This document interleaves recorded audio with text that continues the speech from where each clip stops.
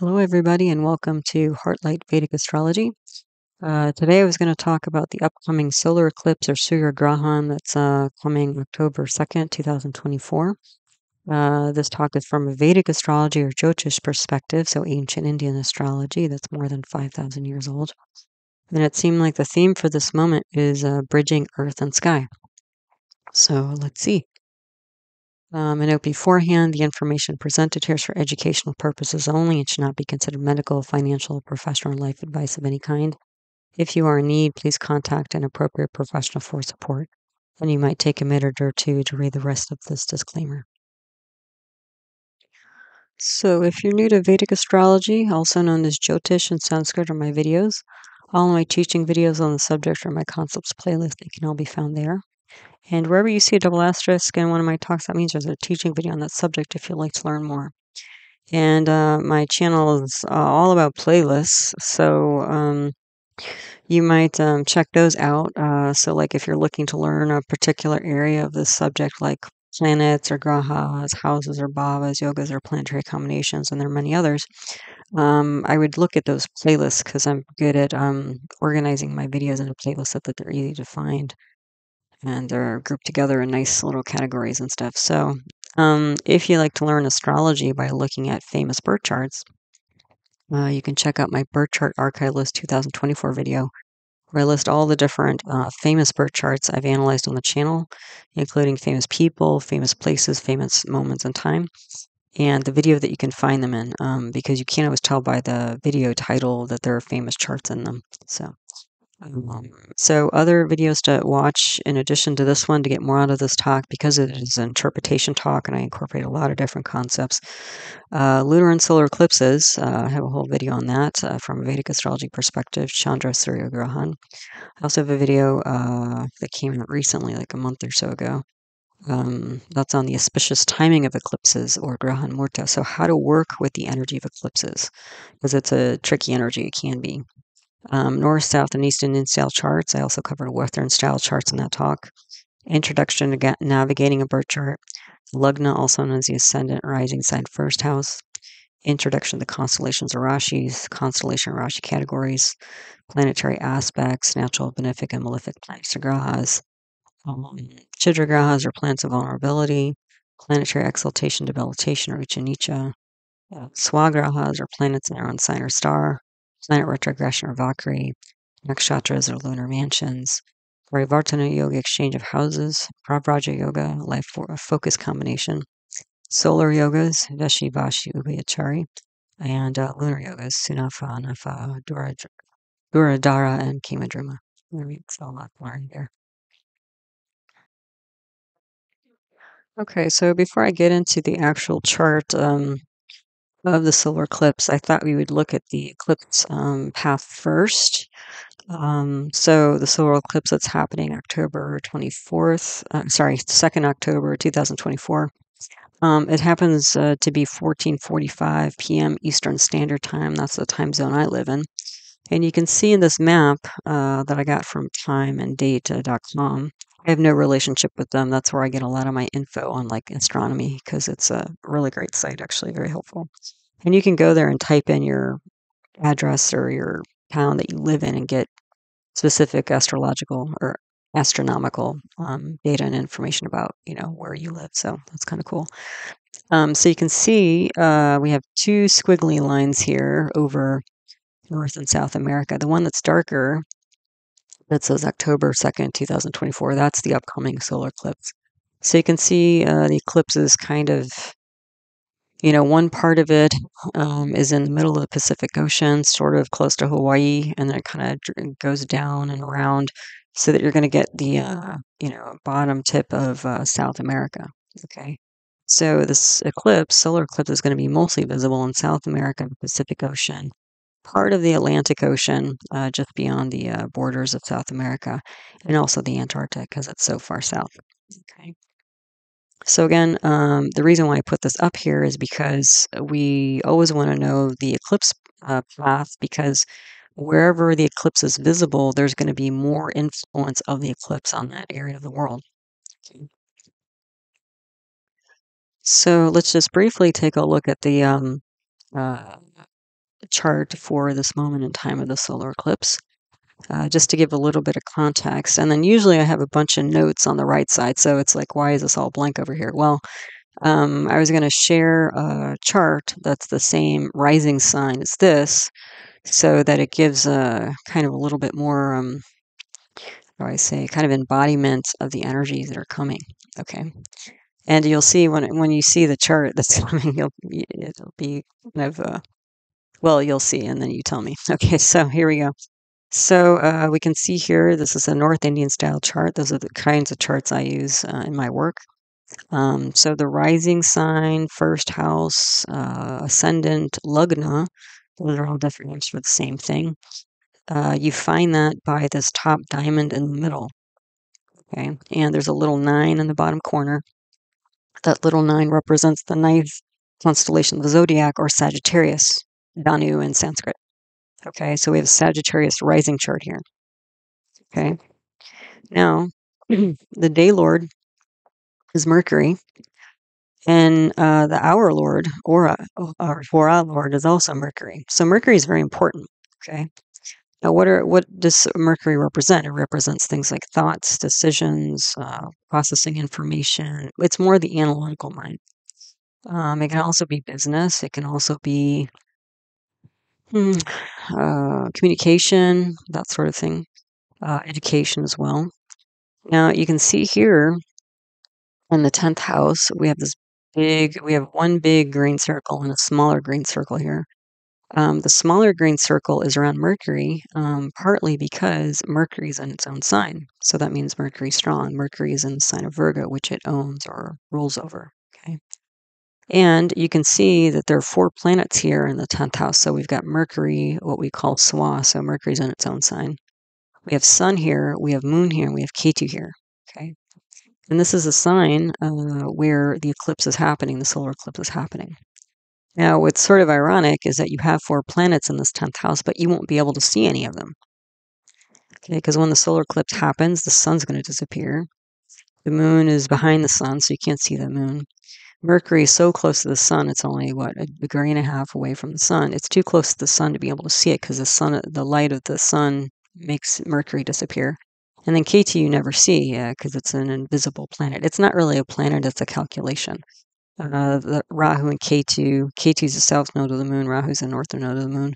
Those are 2 different calculations that basically derive from the path of the moon and where it crosses the path of the sun. So it's kind of funny of these 4 planets in the 10th house, which creates a Pravraja yoga. That's a life focus yoga. So a lot of energy going here in the 10th house. And the 10th house represents things like government, authority, day-to-day, work, like 9 to 5 work, literally the middle of the day, because this house is closest to, if we do a time kind of a conversion, like to noon or so. And fame as well. Okay. So, there's going to be a lot of, emphasis here on 10th house stuff. Okay. And again, with Mercury being strong in some ways, because Mercury is in its own sign, but it's also weak in that it's combust or Hasta, because it's so close to the sun and you can't see it in the sky. Because again, you have to remember, Vedic astrology is 5,000 years old. It was originally derived by just what people could see in the sky before there was any, special fancy telescopes or any other technology to help them. Okay. So anything that kind of changed its pattern or got brighter or less bright or whatever, for people who are watching the sky every night, that drew their attention. And because it drew their attention, it sort of like drew them in. It had more power over them. So whether in a good way or bad way or that sort of thing. Okay. So Mercury is very prominent here. Okay, and the Dasha period, the planetary period, is Moon, Saturn, Saturn, Moon. Well, the Moon is in the middle of all this Prabhaja Yoga stuff in the 10th house, and the Moon represents the emotional mind. So, intuition, emotions, general sensory feeling, in the world, through the world, that sort of thing. And Saturn is a planet that represents things like obstacles, delays, chronic illness, can be death, antiquity, that sort of thing. And we can see Saturn is in its own sign in the third house here, and it's also retrograde. That little line under Saturn, I mean, it's retrograde. So because Saturn's in its own house of Aquarius, which it owns, and it's retrograde, those are two different forms of strength from a Vedic astrology perspective. So Saturn is super strong. Now, not only does Saturn, the planet, represent those things that I mentioned, but it happens to be in a nakshatra or lunar mansion called Purva Bhadrapada. So if you're not familiar, a lunar mansion, there are 27 of them, and every night the moon goes through a different lunar mansion. And all these lunar mansions have different symbols and energies associated with them. So the one that Saturn's currently in, Purva Bhadrapada, is symbolized by the front legs of a funeral pyre. So there's a lot of combustion, fire, destruction, separation, ending energy. And that's also what Saturn as a planet in and of itself represents. So Saturn right now is very virulent and very much about like just ending things, and Aquarius is a fixed air sign. So air signs are all about movement of the mind. Okay. And a fixed air sign is like, thoughts or paradigms. They're very difficult to change. They're just stuck, fixed, almost like concrete, if thoughts could be concrete. Okay. So Saturn rolling through Aquarius over the last couple of years, and we've got about 6 months left of Saturn in Aquarius, is all about destroying old paradigms of thought. Okay. And the thing is, like Mercury, we've mentioned, is the analytical mind. Moon is the emotional mind. So we've got the two mental planets and Saturn here in Aquarius. So this is a lot about mental stress, emotional stress, and change. Okay. The other thing is we have Mercury and Moon here on the Rahu Ketu axis. By themselves, Rahu and Ketu can symbolize things like mental health problems, but especially when we have the two mental planets, Mercury and Moon, compromised by being eclipsed or combust. That's going to bring even more of this mental emotional stress and probably mental health illness stuff coming to the surface. Although it may not be obvious that it's on the surface. Okay. Why is that? Well, because all these planets in the 10th house are invisible. So all of this struggle, mental, emotional struggle and change is going on deep inside where other people may not be able to see it. Okay. Luckily, Mercury's in its own sign. So there'll be some like internal strength here. Okay. But again, these are two mental planets. So there's going to be a lot of emotional and mental action going on here. The other thing is that we have Sun and Ketu. Sun is a fire planet. Fire gives a lot of heat and, again, transformation energy, but also action. Ketu is like Mars, and Mars is aspecting here from the 7th house. Mars is also a fire planet, Pitta planet that's going to bring more action, more energy here. Sun and Mars are also the two leadership planets. So there's also leadership involved here with this deep internal mental diving that seems to be happening, and change. And then K2 is like Mars, but even more kind of with a twist or unexpected energy to it.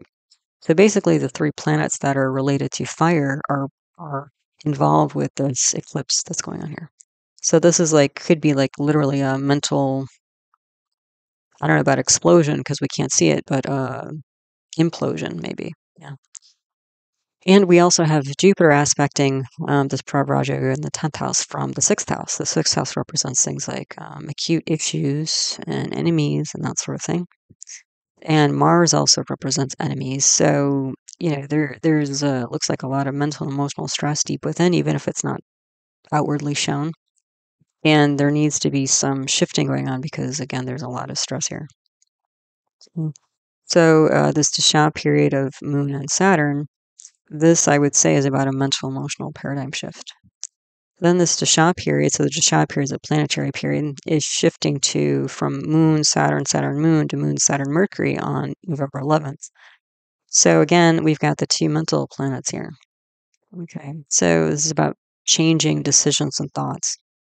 Now, this Prabhraja Yoga is happening in Virgo. Virgo happens to be a dual earth sign. So earth signs are all about more tangible, practical matters, so to speak, but a dual sign is going to be like contrasting in energy. So it's like, do we go left or do we go right?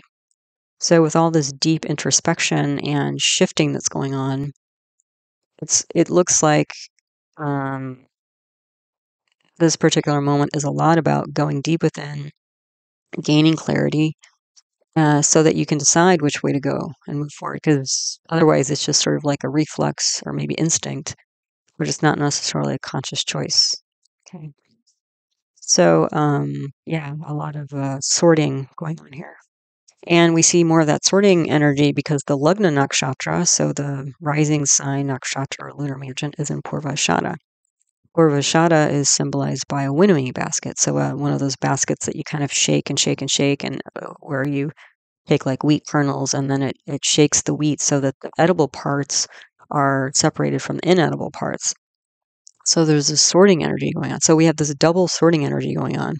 And both of the sorting energies are in dual planets. So there's a lot of sorting going on here. Okay. Of like what's edible, what's nutritious, which kind of sustain those things that sustain us, and what needs to be let go of. Okay. The moon nakshatra, and actually all these planets, not just the moon, but these 4 planets in Virgo, are all in the nakshatra of Hasta. Now, Hasta is ruled by the planet of Moon. So Moon is Swa. It may not be obvious, but Moon is Swa, is in Swa nakshatra. So that'll give some strength to the Moon. So it's almost like Moon is Swa through nakshatra, and Mercury Swa through its sign. So despite what looks like a lot of stress and strain, and that's not to be denied, there's still some mental strength here deep down inside. Okay. And Hasta, again, 4 of these planets in the chart are in Hasta. Hasta is symbolized by a hand. So Hasta has this energy of like grabbing onto things, holding things, or separating things. Like, what do we grab onto and what do we release and let go of? So again, that's even more of the sorting energy here. The other thing about Hasta is that Hasta can be, when it's in kind of a negative state, can be something like trickery, like a sleight of hand, like magicians do, right? They kind of manipulate their hands and the coin or the card disappears or appears or the rabbit or whatever. And so we do have K2 in this mix here. Okay, K2 is a planet that can symbolize again, things that are separation and explosions and that sort of thing. And then we have Mars aspecting here. Mars is also a fiery, kind of aggressive planet. And Mars can symbolize things like a thief, thievery. And we have Mercury here. So this could be like, frankly, like a mental trick or like a mental thief, which could be something essentially like a liar. I mean, lying is essentially mental theft, right? Like you hide the truth from somebody, you steal the truth from somebody. So we have that kind of stuff going on, and that's probably what's causing some of this mental emotional stress. Okay. And again, the 10th house can represent like 9 to 5 job. Okay. So what else do we have going on here? So as a little bit of context in the current kind of social moment, this October 2nd is the end of Pitra Paksha, which is a time in India. It's like a 2-week period where people honor their ancestors. And they'll do different things like maybe pray and meditate for, their ancestors and honor their ancestors for their contribution. And a lot of it's about not only honoring the ancestors, but especially when the ancestors had trouble or brought trouble, to basically kind of go through different steps like a Tarpana ceremony. Tarpana is all about like you take photographs typically or pictures of your ancestors and you'll meditate on them and just sort of connect with that energy. And then some of their, whatever was driving negative behavior decisions for an ancestor, like whether it was fear, anger, or whatever, you can touch that energy and help to release it so that it helps to clear up the karma for, not only previous ancestors and generations, but future yourself and then future generations. Okay. So that kind of stuff is going on and it's ending. And the main day of Pitra Paksha is the last day, which is going to be on this day of October 2nd. Then the next day is the beginning of Navratri, which is also an Indian holiday that's observed, and that's the 9 nights honoring the goddess. So you can see both of these major, events in India. They're both very spiritual, like whether it's a spirit of ancestors, people who've like embodied and incarnated on this planet, or whether it's a deity um, that may or may not have incarnated. Um, it's still a very spiritual energy. And I've mentioned this several times, when I see Mercury in its own sign, whether it's in Virgo or in Gemini, I often find people who are interested in things like meditation and Buddhism, because Mercury again is such a like a rational, logical planet, and Buddhism tends to have, and meditation is all about like really clearing the mind, cleansing the mind, um, keeping the mind straight, so that it doesn't veer so much left and right and sideways and that sort of thing. Um, and there's a lot of mental discipline, and that's the kind of energy that Mercury in its own sign will bring. So, potentially. So, again, what I'm seeing here, again, 4 planets in the 10th house of 9 to 5 activity or activity during daylight. None of them you can see, but a lot of internal. It's almost like that the 10th house or this eclipse is indicating a time to go deep within, maybe even step away from the daily grind to get clarity, and then we can move forward, in better ways. And then again, these events, Pitra, Paksha, Navratri, are all about connecting with spirits of different kinds to again help us move forward in a better way. The other thing that's happening on October 2nd is Rosh Hashanah, which is the New Year in the Jewish tradition. So there's also this energy of like beginnings, right? Starting new, like new cycles. And that's very much what, this sort of time can be, because again, when we look at these planets and what they represent, like Sun represents father, Moon represents mother, KT represents paternal grandparents, Rahu represents maternal grandparents, and again, this Mercury, Moon, Sun is all aspecting Rahu, so that's going to be a bit active as well. And then Mercury represents friends and communication.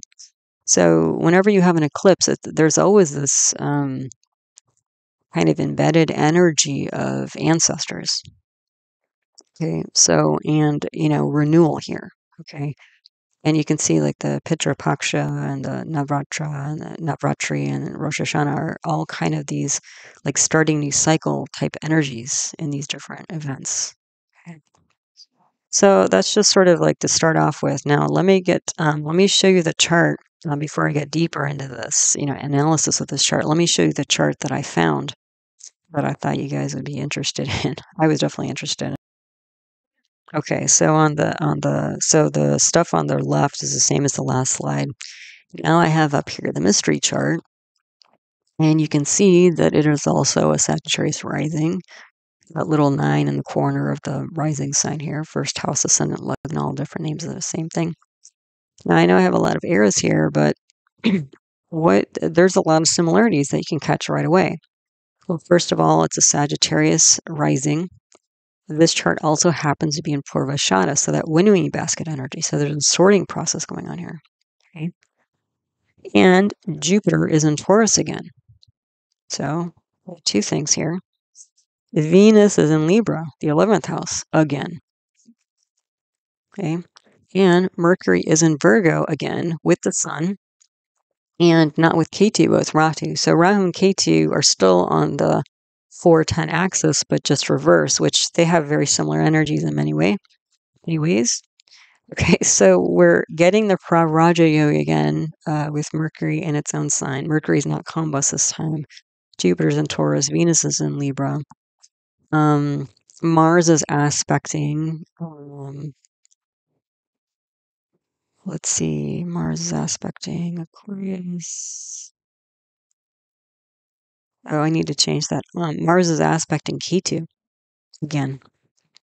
So Mars in the solar eclipse chart for October 2nd, Mars and Ketu meet in Virgo, because Mars will aspect the house that Ketu is in. But we do have 5-9 aspects of K2 because K2 has its desposer Mercury with it. So Mars and K2 energy meet up twice in this solar eclipse chart. So the 10th house here of Virgo and also the second house of Capricorn. And that unfortunately is going to bring a lot of explosive energy. Okay, which we're seeing a lot of explosion going on these days. I mean, with world events, and then like at least in the United States, like we have major flooding, one of the deadliest floods we've had in a long time in the southeast part of the country. So that's going on here. In the second mystery chart, we have Mars and K2 in the fourth house. Okay. So, and if you take note, you can see that Sun is not too far away from Rahu. There's about, 11-degree difference there. So when the Sun gets within about 9 degrees of Rahu or Ketu, that means we're probably close to a solar or lunar eclipse, or close to an eclipse.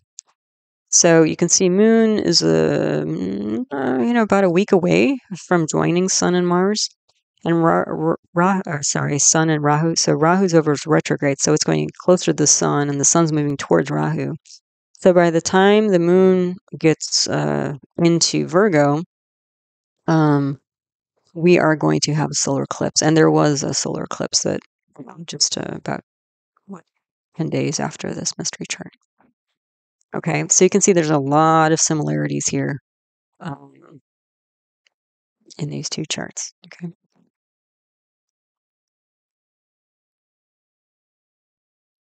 So what is this mystery chart? Well, now you know. Here it is. So the chart that I just showed you that's very similar to the current sky pattern of the solar eclipse that's happening on October 2nd is a national chart for the Republic of Chile. And if you remember, for the upcoming solar eclipse, is that the solar eclipse path goes right through Chile and Argentina at the south tip of South America. So, yeah. So it's almost like a whole chart recreation for this country. So that probably means that Chile will be feeling this eclipse quite acutely. Okay. So let me just go through the Republic of Chile chart a little bit. I'm not going to go through it as deep as I usually go with individual charts, but just to get a little bit more context. Because again, when I give people these charts, it makes them more, kind of time-based charts like new moon, full moon, eclipses, and stuff like that. I think it grounds them a little bit and kind of showcases like the embodiment, kind of embodies the energies that we're seeing in the sky. Okay, so this moment in time for the Republic of Chile was 18 September 1810, 11 a.m. in Santiago, Chile. Okay, so why that time and date? Well, on that day, there was a big public meeting in the capital to have a public discussion of what was to be done, or how to deal with Spanish domination of the country, or leadership of the country. Okay, so there was a public meeting about it, and there was a decision that was being made, which again we can see here is this Mercury sorting through, right, things in Virgo. So Mercury making decisions about which way to go in a tangible, material way. Like, do we just sit back and let this happen, or do we get active? And if we get active, in what capacity? Okay.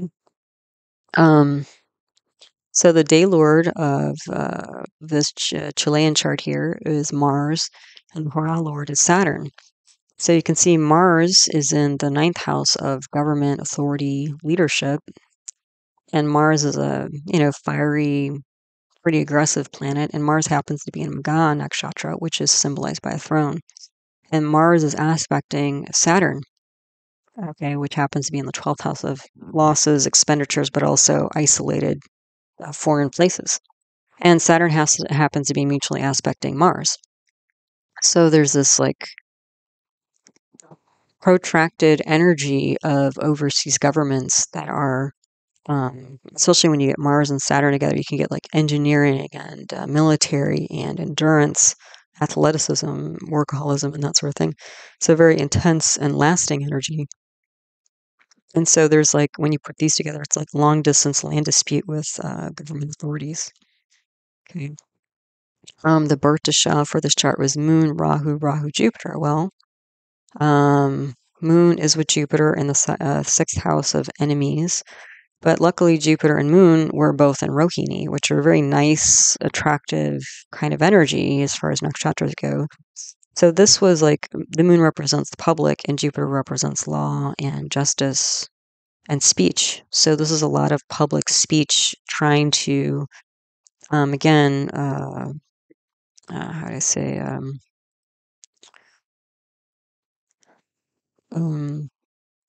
try to understand and deal with the problem, government problem or the Spanish overlordship, of the country. Yeah.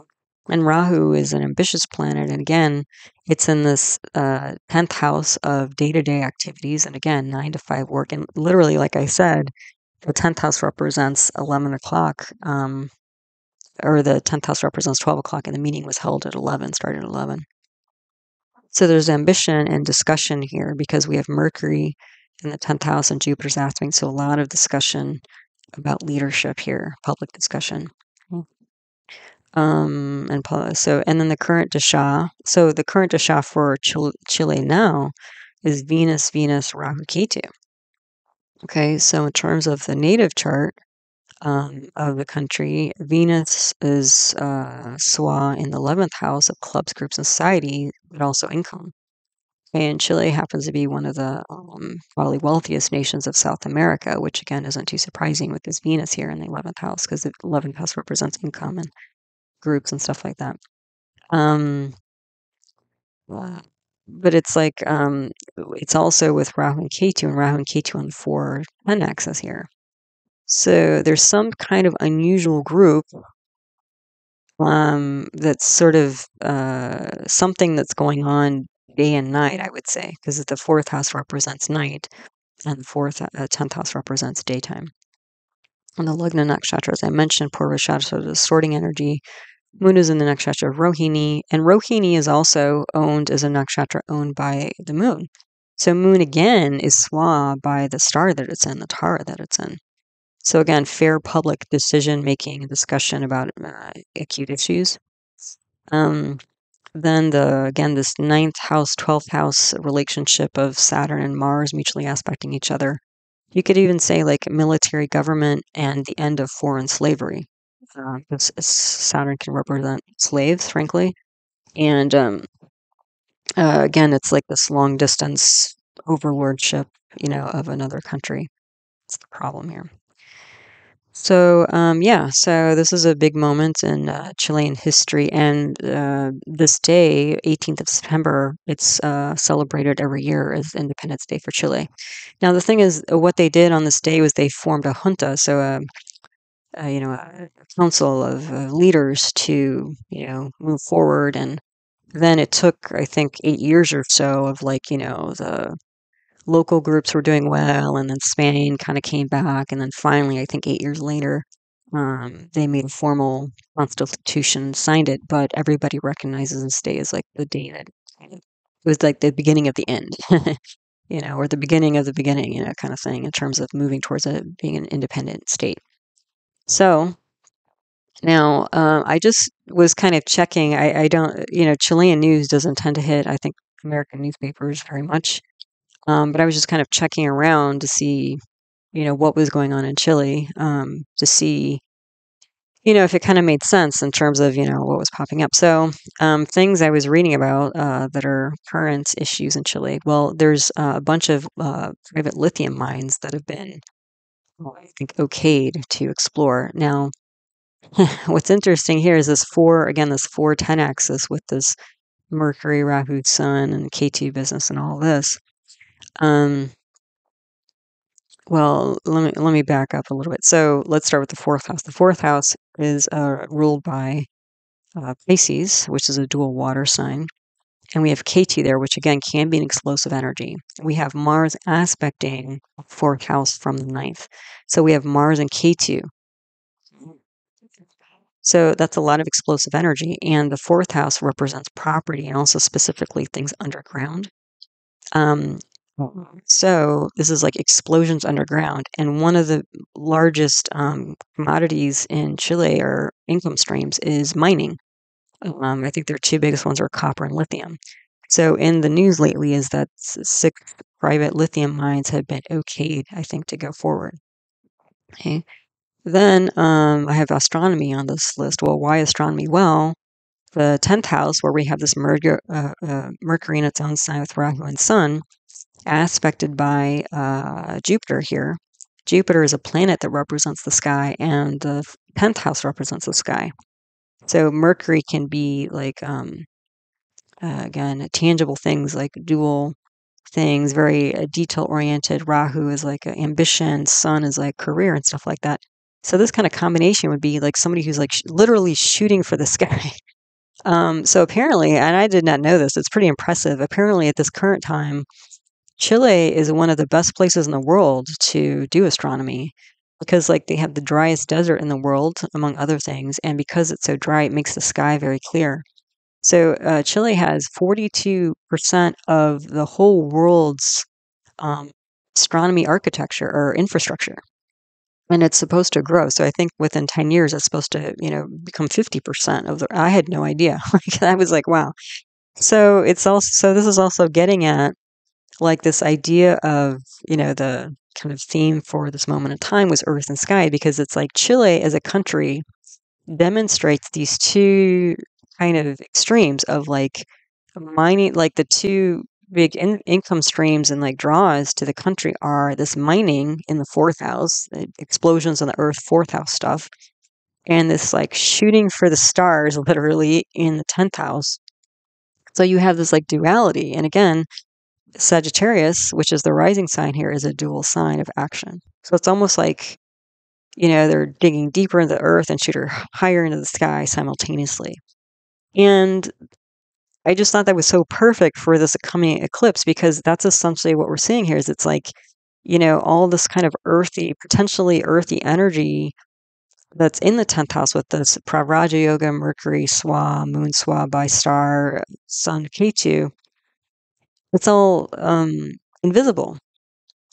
So it's all about diving deep to, within oneself to go forward, or not only diving deep, but connecting with spirits, right? This whole Navratri and the Rosh Hashanah and Pitra Paksha, and it's also this 410 axis is all about ancestors, but also what is the past teaches about moving forward into the future, because our day-to-day activity is driving our direction forward. So I just thought like, wow, what a like. I mean, the fact that the solar path is going through Chile and then the Chilean chart was like this, I was like, wow, that's like amazing. So other things going on in Chile at this time, there's some geoglyphs. So apparently ancient, native cultures of Chile created these geoglyphs. So it's almost like the sort of like crop circles in a way. Like there are these dug out geometric patterns in earth and mountains and stuff like that. And apparently there's a bunch of tourists who just take their vehicles and just like drive over all these hills and valleys, I guess, because it's fun, but they're destroying these geoglyphs. So you can see here that this, again, Sun, Rahu, Mercury, Jupiter stuff, this could also be like a lot of travel here that's going on, almost like double travel going on here. That's destroying the earth and also the ancestral relics you can see here. Okay. And then another sort of odd story, but again, oddness is all about eclipses, is that apparently there's some orca whale group in Chile that's been like hunting in mass, like group hunting dolphins, which has never been seen before, apparently, by scientists. And this is happening off the coast of Chile. Now, what's interesting to me too is that this 4th house of going underground is ruled by Pisces, and Pisces as a sign is symbolizes water. So not only is this underground, like Mars and Ketu, this explosive energy underground, but it's also like underwater. And this explosive energy of orcas, whales hunting dolphins is fairly explosive as well.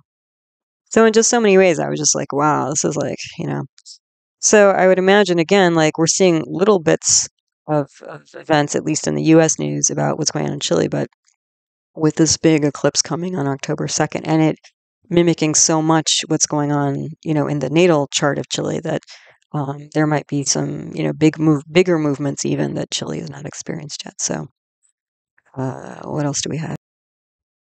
Oh, and again, just to remind you of the eclipse path of October 2nd, again, going from like the middle of the Pacific down through the tip of South America, kind of the main point here. But I also found the solar path chart for 1810, September 28th. So this is whatever, like a week or so after the Chilean national chart. So this is a solar path, and look at this. It's almost the same.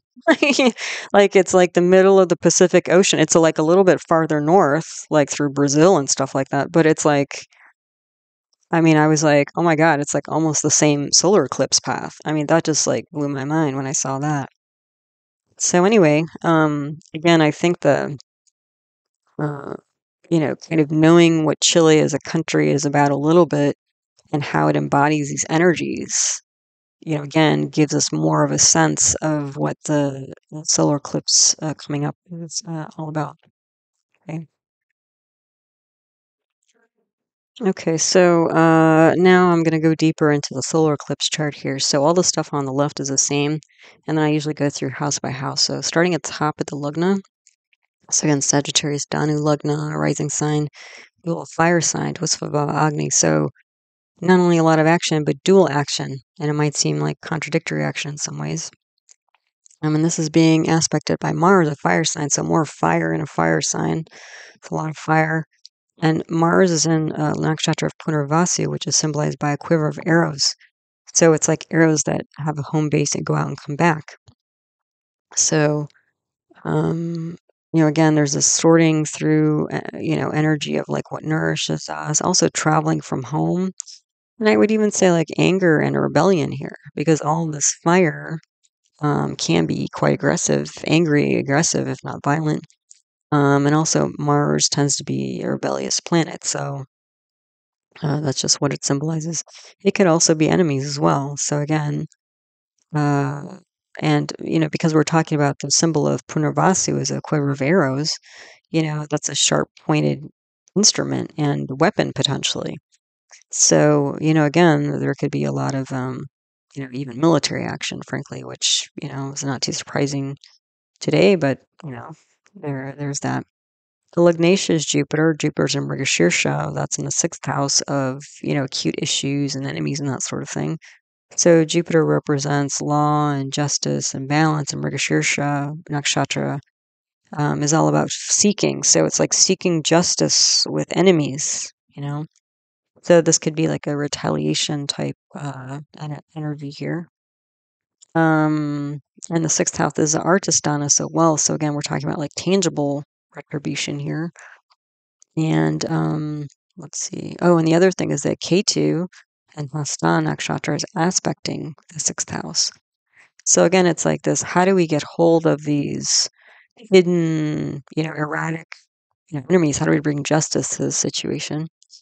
So we put this all together, getting a handle on unexpected debt. That could also be debt. Jupiter can represent finances, and the sixth house can represent debt, money issues. We have this Pravraja Yoga again, these four planets in the 10th house. That's a life focus. Vajra Yoga, that's Mercury in its own sign in a Kendra. So that's going to bring a lot of intelligence and higher level, like mental logic and stuff like that. We do have a Subhaveshi solar yoga and a Sunafa lunar yoga here because of this Swa Venus in the second house from both the moon and the sun. So even though the moon and the sun are both eclipsed, moon is again in its own star, which gives it a little bit of strength, although you can't see it. Again, it's going to be deep within. This Venus is actually like, I would say, support for both sun and moon. Okay, to again, I think bring more goodness to the situation potentially, if it's to be had.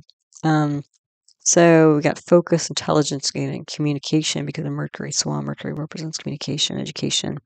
The Chitra grahas, these are planets of vulnerability. For this chart, they happen to be Saturn, Sun twice over, and Jupiter. So Sun represents the president, and unfortunately, like stuff going on in the Middle East, like Israel and Lebanon. I mean, they're doing a lot of bombing and trying to wipe out, leaders of different organizations and stuff like that. So that's kind of that kind of stuff. And then Saturn here, again, Saturn is like all this hugely destructive energy in the third house. Third house represents siblings, but it also represents neighbors. So again, neighbors going at each other there in the Middle East. And then Jupiter here is again like, how do we find balance, justice, even peace, I would say, in the middle of all this stuff. So, yeah, what else do I have here? So illness, father, authority, children. Yeah, I mean, that's also, Saturn could represent like long-term issues with health and even death potentially. Sun represents father, authority, and Jupiter represents children. So again, we're kind of talking about like generational issues here with authority. Yeah. And I did put in here the yogi, aviyogi, and duplicate yogi. These are all planets related to wealth of different kinds. So Mars is a yogi, that'll bring wealth. K2 is an aviyogi, that'll bring dearth. And duplicate yogi is a Mercury. So Mars and Mercury, like there's also like fighting here over like money, what's going on here. And again, all three of these planets are all in the 10th house. So even if we're not talking about global events like it does with somebody's chart here, or if there happen to be a Sagittarius rising, there's probably a big blow up going on here in somebody's workplace, for example. And part of that problem may be like the amount of salary that somebody's getting. Like actually, who was it I saw in the news? There's this woman, she's been on some morning talk show in the United States for I don't know how long, 10 or 12 years or something like that. And she just left, which was a big deal. And at least in the papers, it says part of the problem was that they wanted to cut her $20 million a year salary. So that's, kind of that. So it looks like there's problems, fighting with authority over money type stuff going on here. And the thing is with this Venus in its own sign in the 11th house of income, this could be either like, again, if this is a person's chart, for the day, maybe taking the day off, like not working this day to attend to all of the fire, literal, like it could be literal fires going on here. Or again, it looks like there's probably some, issues with family and parents because we do have Rahu and Ketu aspecting the second house of family and inner circle. And then we have all these planets aspecting the fourth house of mom and ancestors, and then sun and moons, so father, mother are planets that are eclipsed, and then sun is lord of the ninth house of father.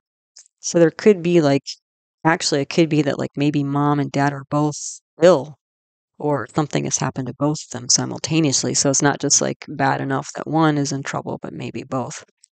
Um, So yeah, somebody might, take the day off from work to go do this, and maybe they're working by remote. Because this Mercury in its own sign that you can't see, it could be like trying to do work from home, not something that's visible, like in, a storefront office type stuff. Um, what else here? Yeah, so let's look at the second house. Second house lord is a swan retrograde and bhavat bhavam Saturn. So bhavat bhavam, the second house lord, has gone away to the third house.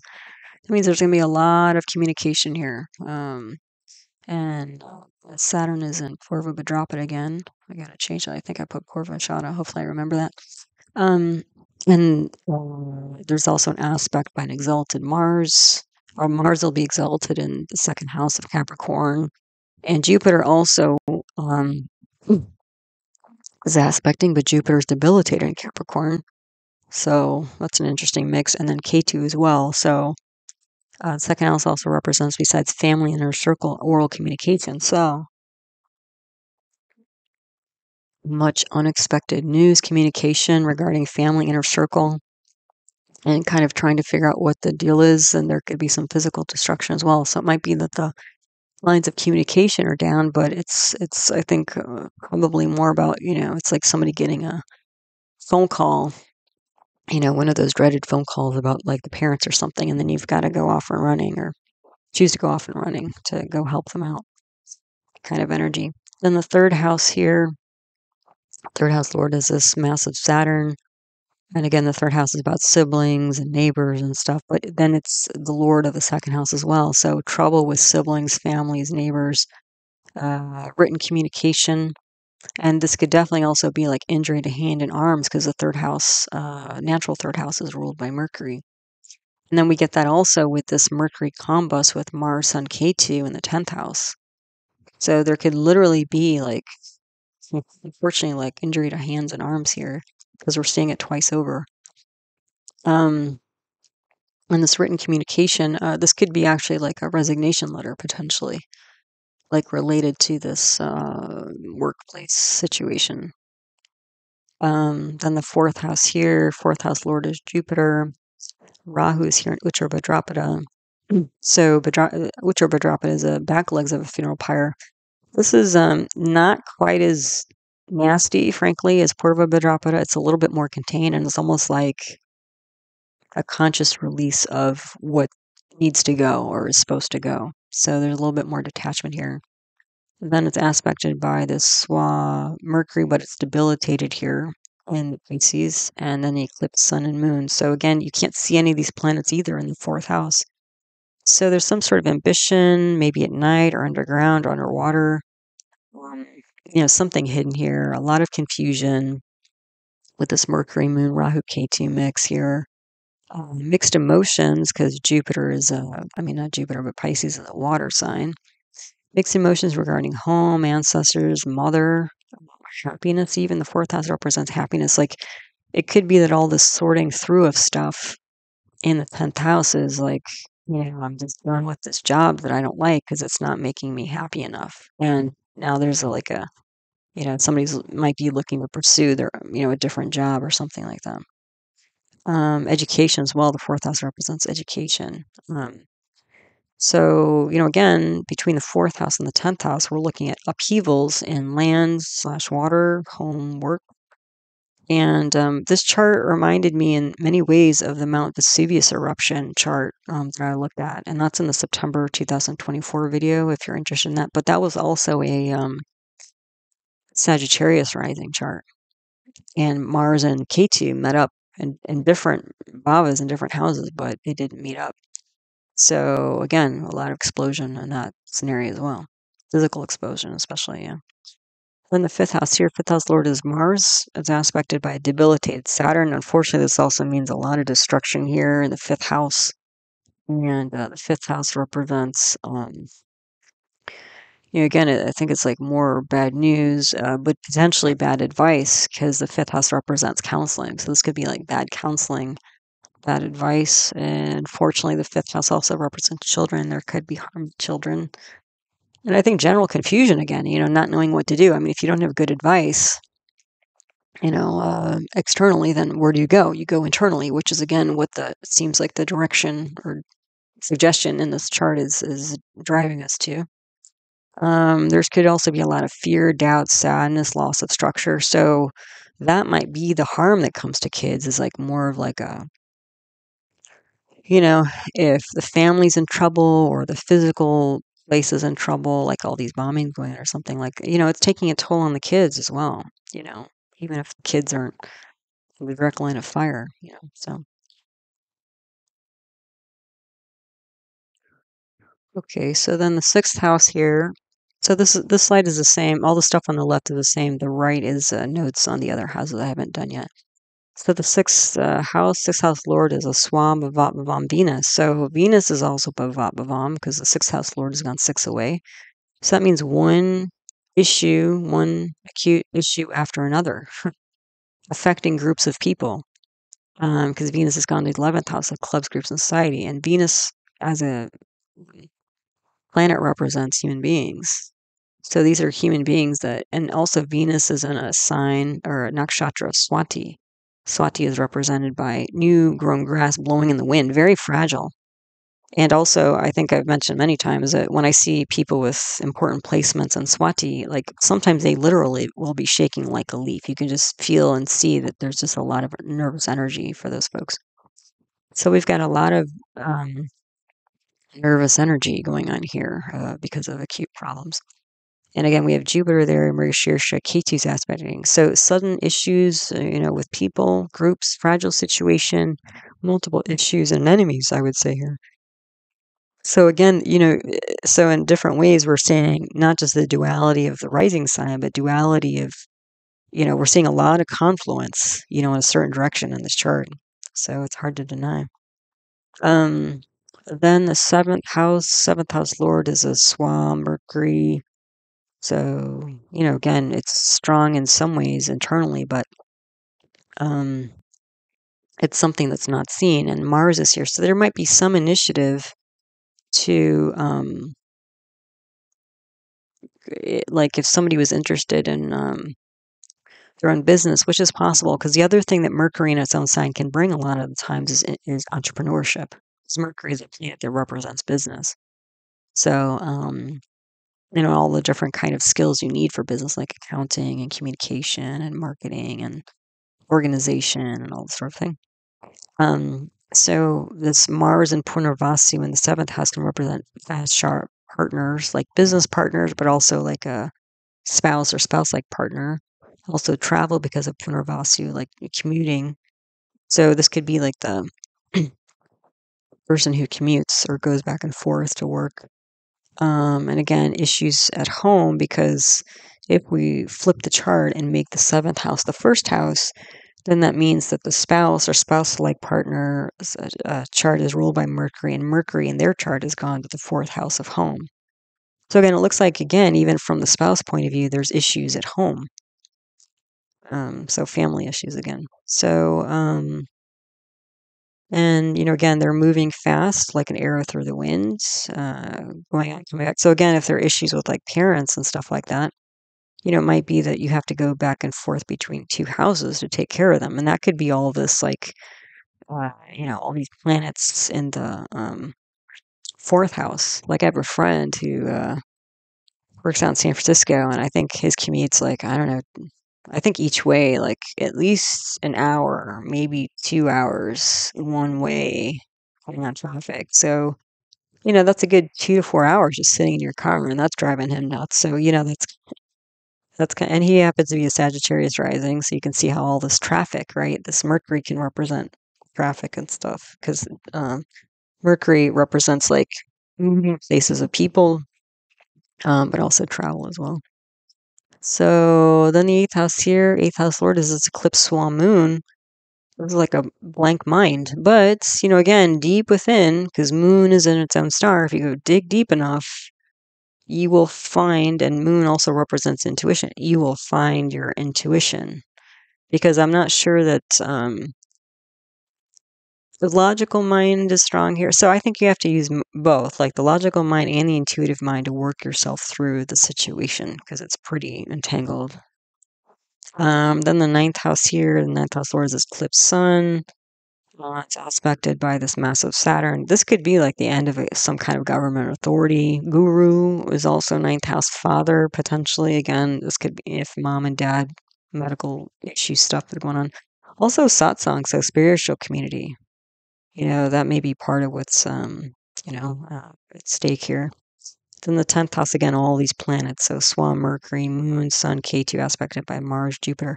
Mentally sorting through work. It might be stopping work temporarily or quitting work altogether. This could be government work as well. This could be an end to a government, because the ninth lord has gone to the 10th house. It could also be like, since it's a physical sign, this could be like a double earthquake, and double because it's a dual sign. Like maybe one big jolt and then, one big aftershock type thing. I could see loss of family, elders, friends, because that's all these planets, mom, dad, friends, they're all eclipsed. So that means you can't see them. So it might be you can't see them because they're at a distance because of this travel energy that keeps coming up, or it might be that that literally might happen, unfortunately, for some people. Also, media is here, the two media communication planets, Mercury and Jupiter. So there's news here, going on. Um, Communication, education. So there's something to be learned here. Legal authority might be a risk. And again, trickery because of that Hasta nakshatra. I could also see like international rescue response, like almost like also like FEMA. FEMA in the United States is part of the government that helps people recover from natural disasters. So that kind of stuff could be going on here.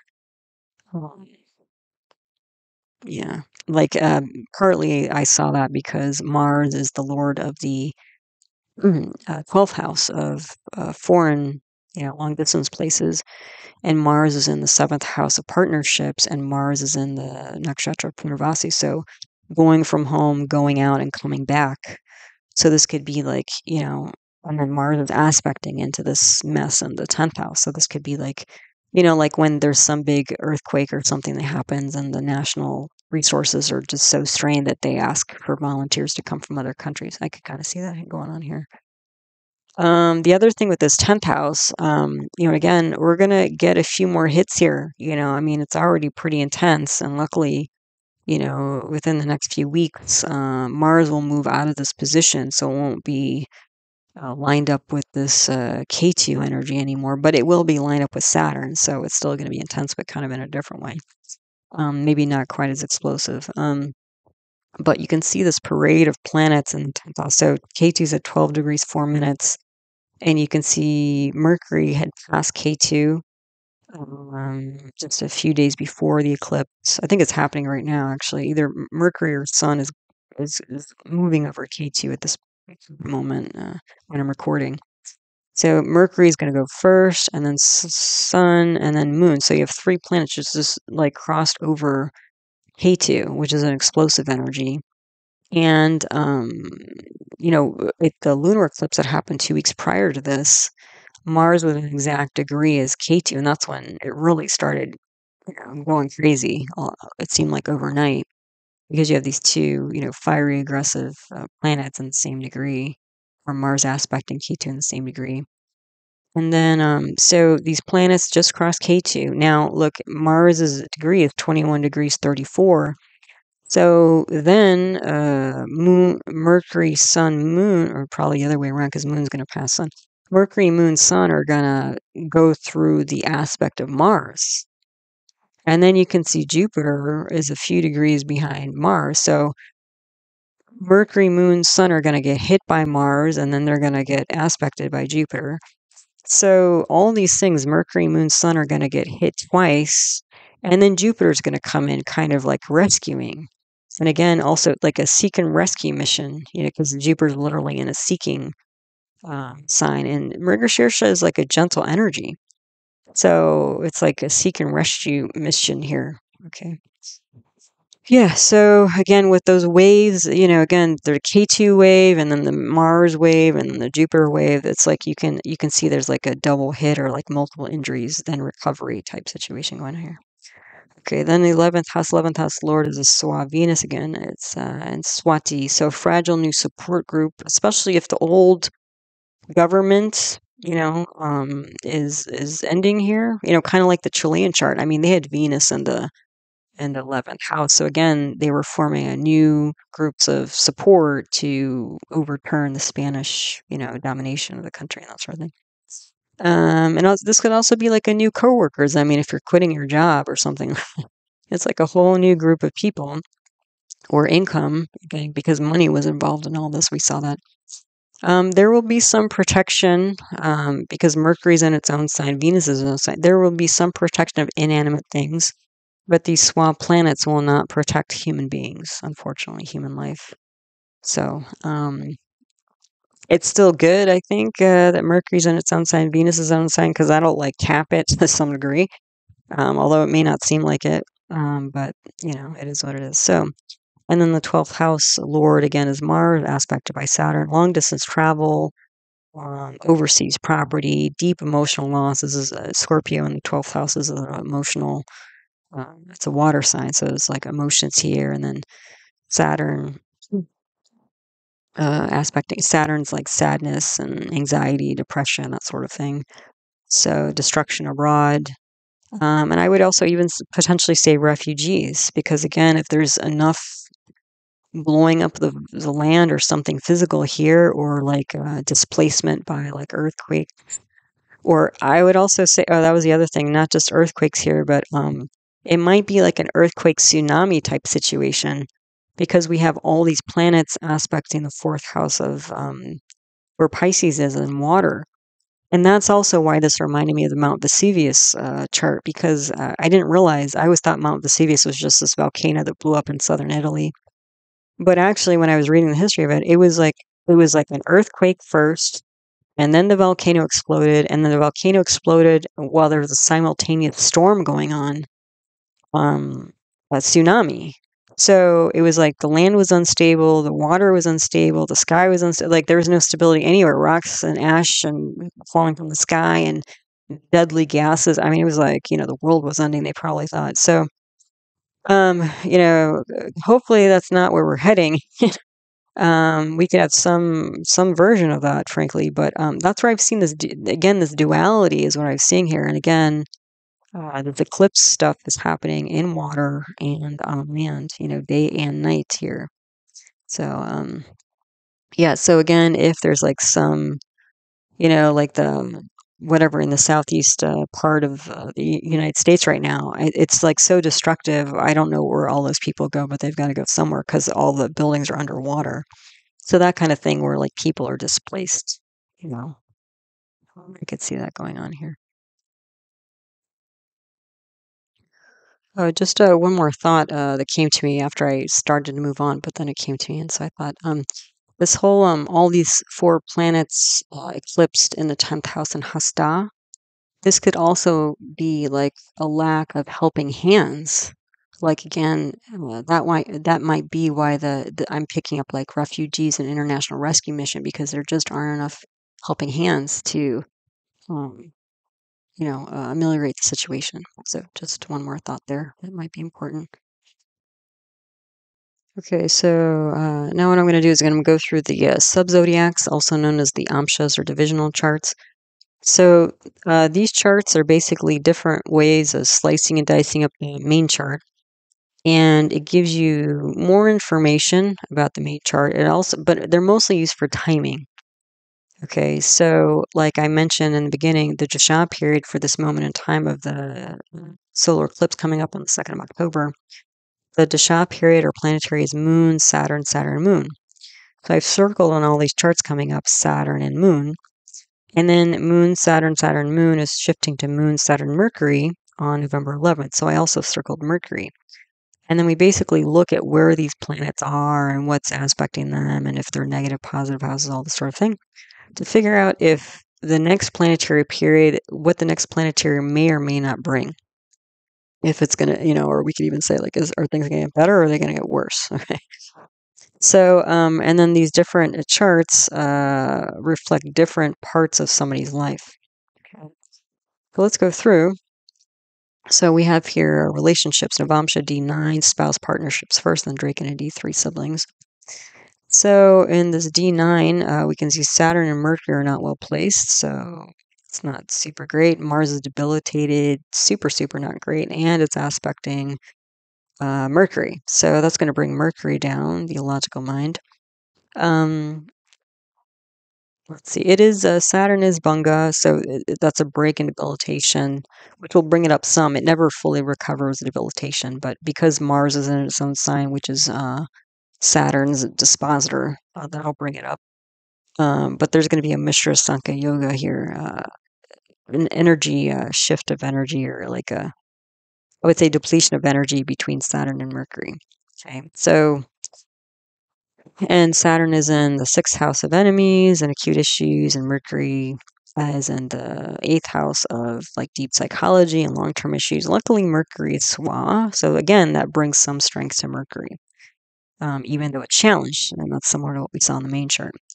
The moon is exalted here, so again, strength in the moon, although the moon will be debilitated in the lugna. So this could be like the moon exalted in the 7th house is about very strong mental partners, which is what we were seeing in the main chart. Yeah. And it's also aspected by Jupiter here. So there's also like this optimism of mind and also intuition of mind. So there's a strong logical mind and also strong intuitive emotional mind here. And again, this is reflective of the main chart. Yeah, so acute trouble is bringing down the partner, but there's mental emotional strength. Okay, yeah. So then Venus is exalted here. It's aspected by Jupiter in the fifth house. So good advisor, that's good. So even if the partner here is doing things a little alternatively, they're following their inner compass, so to speak. So, and that's a good thing because, especially when things are, you so chaotic around you, it's hard to know like what to do, where to go, that sort of thing. And the Dracondi three siblings, well, we have Saturn retrograde in third house again, which is reminiscent of the natal chart. All the grahas are not well placed. So again, that's not too surprising because Saturn retrograde swan in the third house. Like there's definitely going to be problems with that area of life. And the other thing is that you can see Saturn is either the owner, the lord of, or on all the planets in this chart. And there's a Balarishta yoga here. So this is a Saturn dominated chart. There's also a Balarishta yoga because 7 out of 9 planets are in negative houses. That's a lot of challenge to the area of siblings. And in general, if this is like a person's chart rather than a moment in time, I mean, the siblings are very intense person and have a very intense life, always problems, also moods, anger, fear, especially with this mix of KT, Sun, Jupiter, Moon, Mercury, in the sixth house. Like, it is what it is, So, yeah, so that's about the same as a native chart. Then 2 more relationships here. We have the Saptamsha D7 for children and Dwadashamsha D12 for parents, grandparents. So for children, Mercury is not well placed, but it is in parivartana with the moon. So we're going to have moon and Mercury all over this chart. A lot of mental churning, potentially. The thing that was at the second house here, where there's a parivartana, there's 2 soul enemy relationships here. So Saturn is and its soul enemy is Sun, and Mercury is soul enemy the Moon. So there's a lot of contention here in probably the family inner circle. The other thing is that Saturn aspects the fourth house of family ancestors. So probably the children, if nothing else, are quite worried about family and parents. Mentally, emotionally, it might be quite difficult for them, especially also because we have, what is it? 1, 2, 3, 3 malefic planets on Mercury and Moon because Saturn and Sun are there, and then Mars is aspecting there. And actually, Mars is soul enemy of Mercury. So actually, it's not 2 soul enemies; it's 3 soul enemies going on here in the house of home and family. Yeah. And then the Dwadashamsha for parents, grandparents. All the planets are well placed. So I think that's definitely stronger than what's going on for kids. Saturn is exalted, so there's strength here in the family, also traditional family, like kind of unbreakable, like long lasting, I would say, but not necessarily fun and light by any means. This could be, I mean, that's the thing that was that, the Saturn exalted in the second house does not necessarily mean it would protect the family. So it could be a traditional family, it could be a long lasting family, but there could also be loss of family. And this Saturn is also, again, aspecting the fourth house of ancestors and home. So this could potentially be a loss of family. This is, I think, a pretty important chart, though, because we have 1, 2, 3, 4, 5 planets aspecting the Lugna. Usually when that many planets are in the Lugna of a subchart, Amsha, that means that this chart is important. So again, from the native chart, just between the eclipse and the fact that the eclipses were happening on the 410 axis, fourth house again being ancestors, this is showing that, there's, again, strength here, but also a history of difficulties throughout the family line. And again, Saturn is also aspecting the 8th house of deep psychology. So Saturn brings fear, doubt, skepticism, depression, lack of trust. For again, parents, grandparents. So this is again nothing new, and that's why maybe something like a Pitra Paksha type Tarpana ceremony might be helpful for people to help clear a little bit of this energy, for themselves, for their ancestors, for their descendants, because the more we all walk around with whatever kind of negative emotion, sadness or grief or anger or lack of trust. I mean, it's binds us all up essentially, because we're all connected. Then again, there's tension in the mind and emotions. We have Moon and Mercury. Mercury's debilitated, but they're with a Swa Jupiter, Sun here. Let me see, dual water sign, Swa Lagna, the two sun. So yeah, so this the Lagna here in the D12, we have Mars and Sun, we have Moon, Mercury, Jupiter. So the two mental planets, the two leadership planets. Jupiter being Swa, that's going to be a lot of hope and optimism, and and then Mercury is going to be Swa in Virgo in the Lugna here. So I think there is this like duality, which is not surprising because this is a dual chart here. It's a Virgo rising chart of like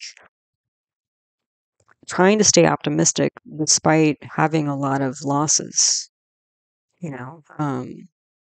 So yeah, but I think that again, the parents, grandparents, it's like they've been through this before, so it's almost they're a little bit more immune versus like the kids who are like, just learning about the world, and how it works, or how they think it works.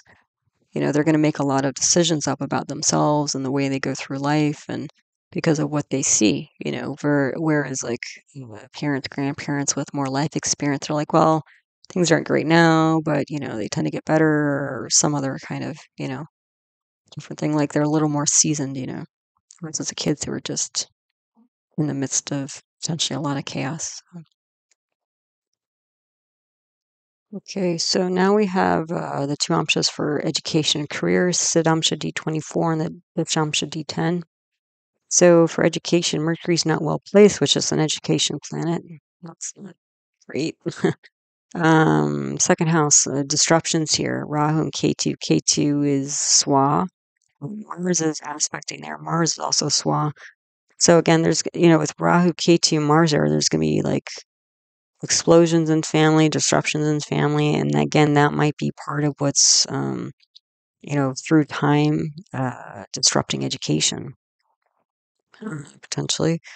Let's see, Swa. There is a Swa moon here in the 5th house. So that might be mom, particularly, as a good advisor along educational lines.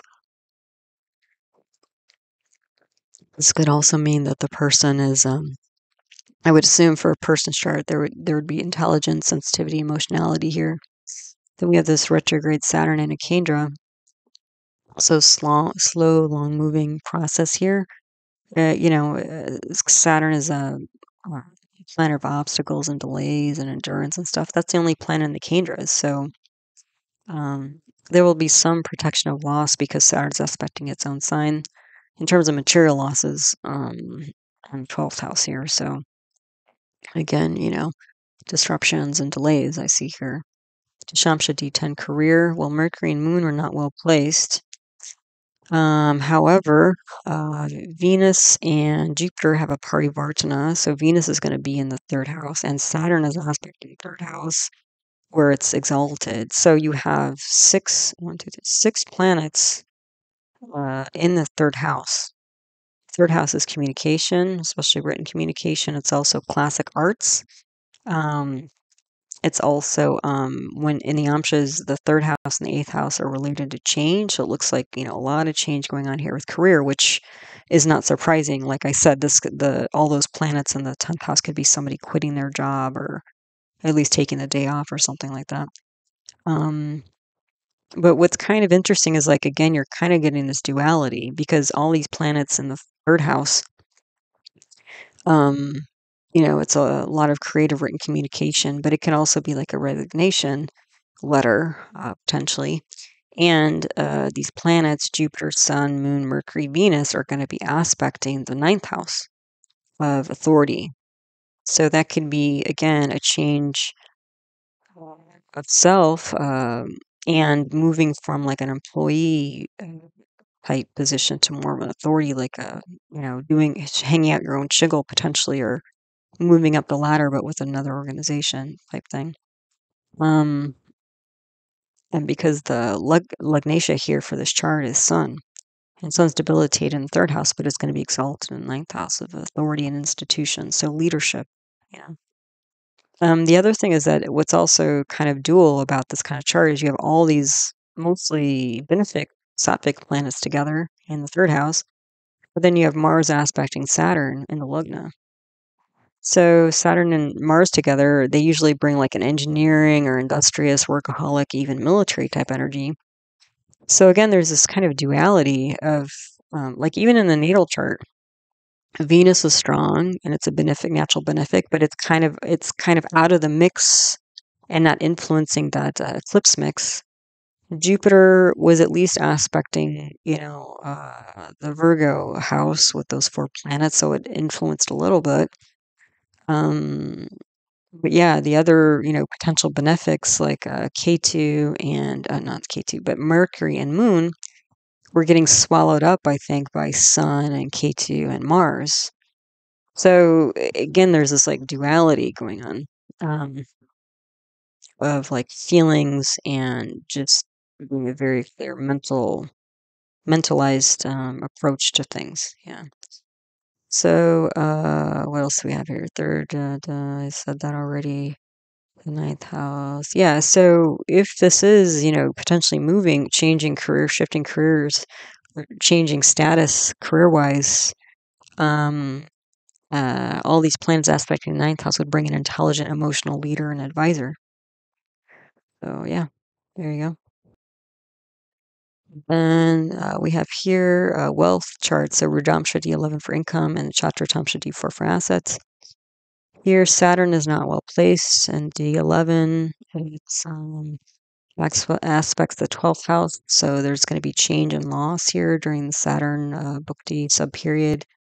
Moon is debilitated, but it is, and there's two soul enemy relationships here. Saturn's aspecting all this. So mental, emotional stress again related to income. Although there's some strength because Moon is aspecting its exaltation sign in the 11th house of income and group. So there's still money, but there's stress around money, I would say. There's also a Saraswati yoga here, which is education, creativity. So I think that may be something. And also Venus gives a Malavya yoga, and it has Digbala.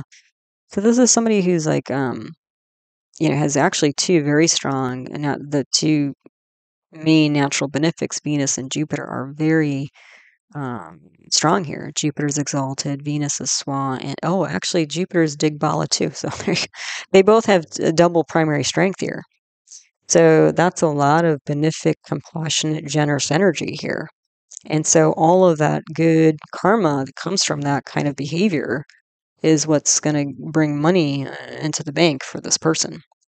So that's pretty good there. Then again, that reflects the main chart because we had Venus Swa right in the 11th house, so it's not too surprising. So and then the Chatra Shamsha D4 assets. Saturn is not well placed. It's in the 12th house of foreign places. Saturn represents property. There might be some foreign assets like foreign property. Although whether it's a loss or not, hard to say. The other thing is probably it might be a loss, actually. Probably a loss, and because we also have Mars and Ketu again in the 4th house, so there's property here, but destruction of property. Okay. Then Jupiter, Venus, aspecting the second. Yes, that's true. Jupiter, Venus are both aspecting the second house, so that's the assets house, and those are two planets representing wealth. So the assets may be family and inner circle, speech and advising. Those are also the two advising planets. And then again, leading with the mind and emotions. That might be the real asset here. That may be this person's kind of superpower looks like. I mean, if things are hitting the fan and everybody's losing their mind and spinning like a top and there's just complete chaos, if you're able to keep your mind steady and still and, make some sense of all this, craziness, I mean, that's like a gift, right? I mean, it has to be, right? So, leading the mind and emotions with clarity and balance, we're seeing this here. So we have sun here, that's like a king, or royalty. Moon is here, Mercury's here, and this is in the seventh house of relationships. I mean, Mercury's debilitated in Pisces, but it's exalted because these three planets are aspecting the what is it, the lugna here. So it may be that the real assets of this person are relationships and their way to lead themselves and other people forward in a positive way. Okay, then on this slide we have the health amshas. So we have the Tajik Shashtamsha D6 for acute issues at the top, Tajik Ashtamamsha D8 chronic issues in the middle, and Bamsha D27 for strength, overall strength and resilience at the bottom here. So at the top, Moon and Mercury are not well placed, so mental stress, not surprising. Yeah. And Saturn, again, this is like a Saturn dominated type situation because we have a parivartana between Sun and Saturn. So there's a tension here between leadership and practicality, I would say, or practical, delays and stuff like that. But Saturn is going to be on the moon and on the sun and moon and Mercury. And these planets, like, how does it go? Um, yeah, Saturn is actually a soul enemy to Sun, so it's not like it's an easy relationship here. And also, Mercury is a soul enemy of Moon, so you can see there's like two. Okay, sorry, the audio. I touched a button and then the whole thing stopped. So I had to start again. So we've got soul enemies here. This is not like an easy time here. It's a contentious time. Mental, emotional, again, the moon and all this going on, and the lugna, as well as the, sixth house here of acute issues, so mental, emotional trouble, detachment. There is also, I would say, a bala yoga here. We have 5 out of 9 planets in negative houses. And what's in the center here, like in the positive houses, are all malefic and tamasic planets. So, military, manufacturing, destruction energy here. So again, it's like there's this like division of like if this is a person's chart, because we keep seeing it over and over again, it's like it's almost like um, within one person, good cop, bad cop in a way. You know what I mean? Where it's like, um, and I tend to think that a lot of military and like law enforcement people have that ability mentally to really shift, compartmentalize between doing what they need to do and like protection, protecting people and maybe restraining them or, shooting a gun or whatever they do. And then these people like go home to their families and have to be all soft, warm, and fuzzy. I mean, not everybody can make that shift, and I'm sure not all of them do, but and I actually mentioned, I think I have it here at the bottom of the slide, but it's coming up now in terms of conversation. But I was introduced to this concept. It's the Native American concept of leveling the waters. So it used to be apparently that when Native American tribes would hunt buffalo, it was generally the men who would do this, and so they would put on their their paint, the ceremonial paint, and get their weapons and sharpen them and all this kind of stuff. And then they would like run these massive animals down and try to get I guess a few of them to provide all kinds of things, utensils and food and clothing and blankets and whatever else they made from the animal. So the thing is, that's a whole different kind of energy of having to be very dynamic and very explosive, because that's an explosive, type energy. And then it's like you got to shift somehow mentally and emotionally and physically to going back to the village where, usually the women were and the children were, and they were cooking and playing and stuff like that. So they're in a very different energy.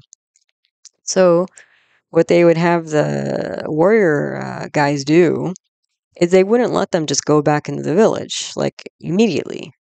they would have them sit in a circle outside the village, and they would give them a little time to what they would call level the waters. And basically what this means is like shift the energy for more of this like warrior fighting energy, which they needed to get the buffalo. But if they brought all that energy into the peaceful village where the women and children were, it would bring chaos to the village. So there was this like great wisdom in that, I think. And so I think, I mean, I've talked to like, some of my patients and stuff like that about, especially people who are like workaholic, types or have very contentious work situations. It's like, okay, give yourself like 5 or 10 minutes, like rather than rush in the door, it's like give yourself 5 or 10 minutes. You just sit in the car, listen to some music and chill out before you bring all that, chaotic fighting energy back into your home. Because then that's going to disturb your home. You're going to have that, all day and all night, with your family and with your work. And some people want that, I guess, but that's cool. So anyway, that's what I was kind of seeing here in this chart is like, um, this like dual mental energy of, at times being very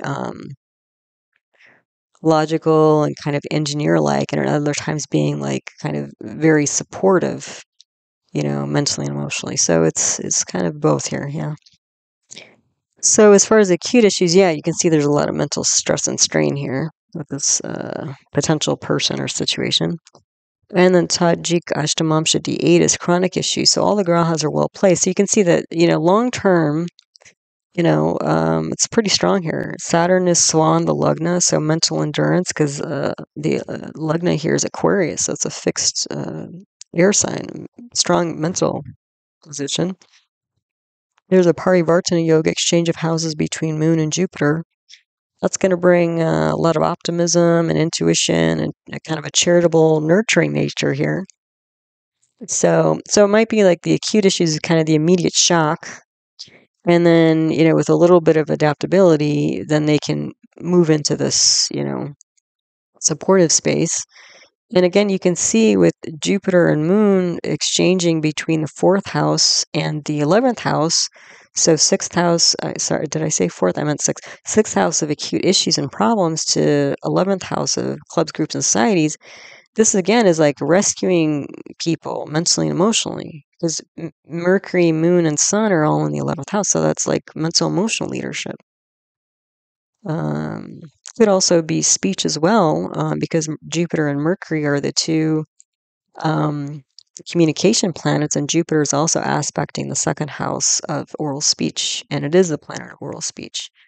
So strong, super strong Jupiter here, which is great, Then the Bamsha D27, Saturn and Moon are not well placed. Saturn's debilitated, and it aspects the Mercury. So it does seem like again, if this is a person, like there's the initial shock, which is the D6, so that kind of throws them a little bit. Then they adapt, and the sort of middle distance endurance stuff is pretty good.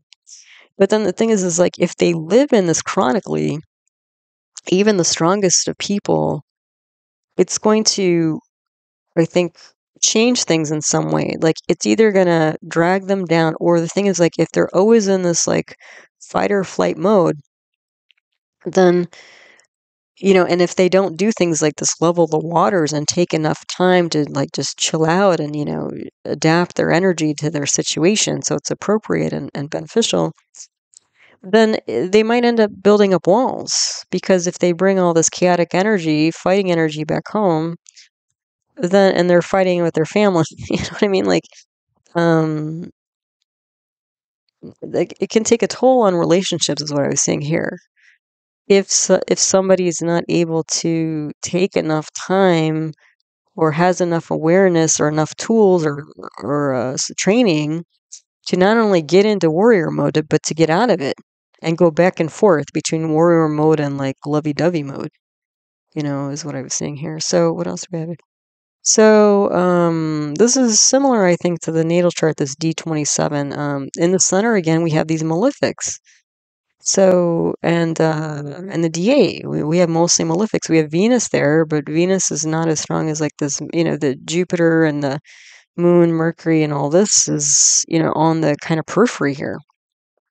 So that's where I was getting this, like, maybe this person kind of can be hardcore, and then it's like on the periphery are like friends and family and stuff like that. But again, over the long haul, it might be a problem. Let's see. Yeah, and again, these benefics are not involved with this, mix of. Let's see, we have in the D6 Mars, Saturn, Ketu, Rahu. I mean, that's hardcore. In the D8, we have Saturn, Rahu, Ketu, Venus. I mean, Venus is there, but it's not super strong. And Venus is actually in the seventh house. That's a karako, bhava, nashaya Venus. That means problems with spouse potentially, or partnerships. And then we have Mars, Ketu, Rahu again in the center here.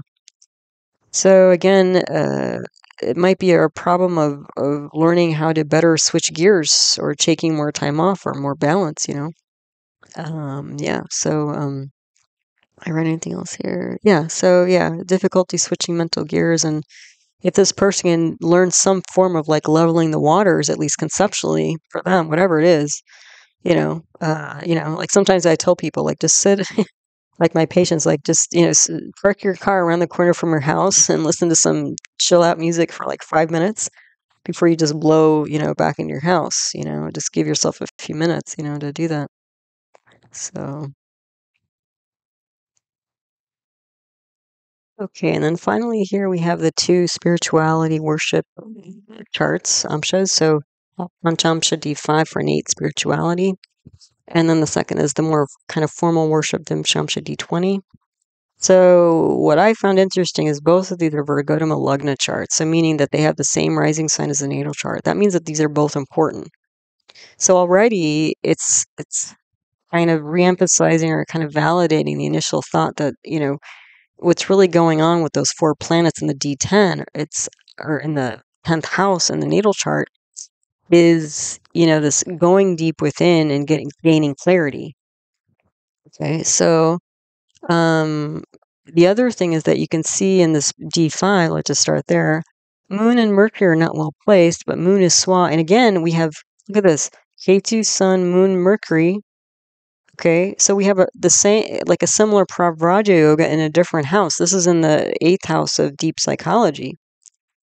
So this is like deep, and I would say alternative psychology, because when you have a strong planet in the 8th house, like Moon is Swa, and or you have Rahu Ketu in the 8th house, that can mean somebody who like thinks quite differently.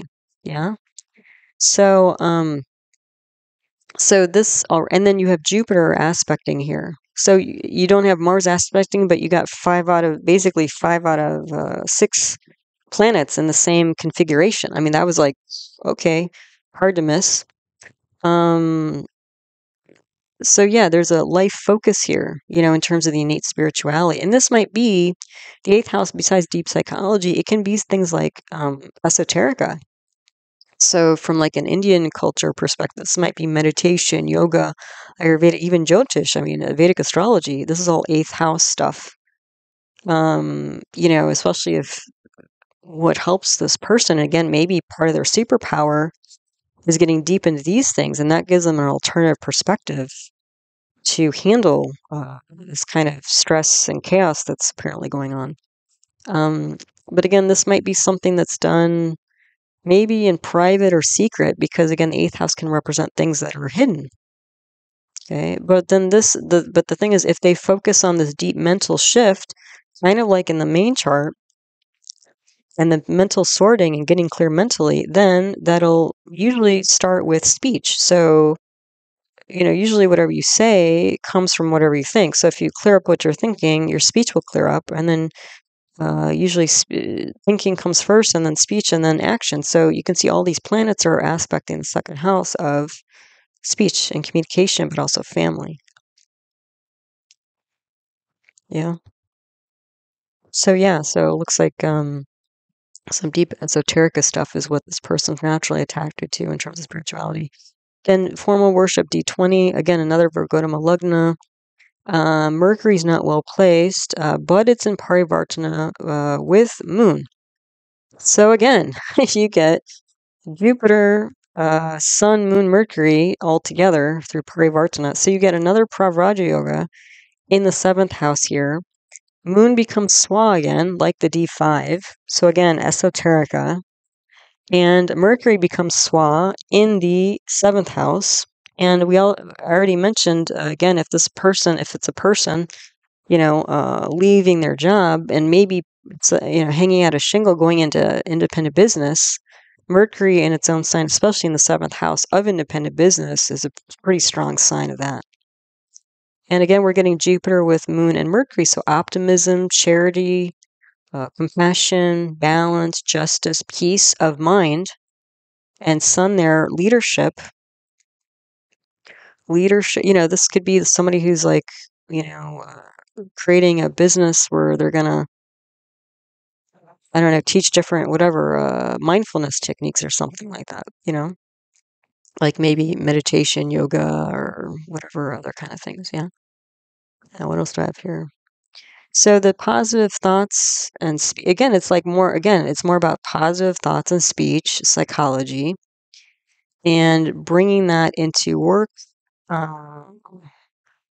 and way of life. Because again, this Mercury Mercury is the lord of the 7th house of independent business. It's also the lord of the 10th house of 9 to 5 work.